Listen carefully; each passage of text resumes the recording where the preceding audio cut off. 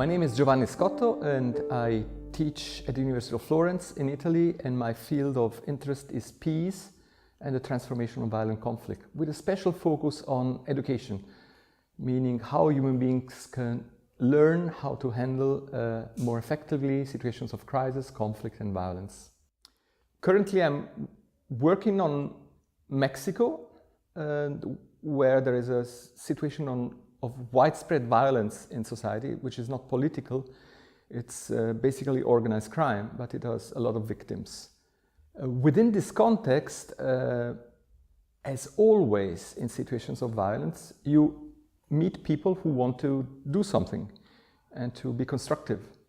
And so in the specific case of Mexico, I've come across an organization, Causa Ciudadano, and they are actively preventing violence at the level of community, basically between gangs. Yeah, and these persons and organizations in Mexico have developed what they call interruption. So meaning they retain their ties and friendships with people who are still in the gangs. Many activists are former gang members or leaders who have then chosen to get out of crime, but have retained those friendships. So they are able to intervene very quickly in a matter of a few hours when there is a situation in danger of escalating, which means killing people.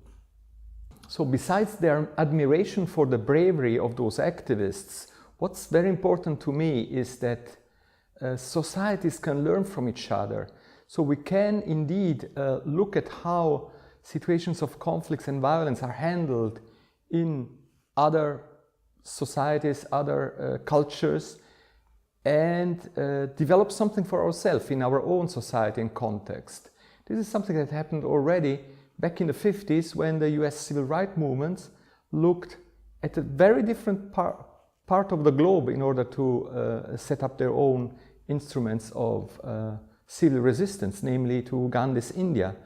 And at that time it wasn't really, it was an exploration, and it was not something automatic. Nowadays we say Gandhi and Martin Luther King, etc.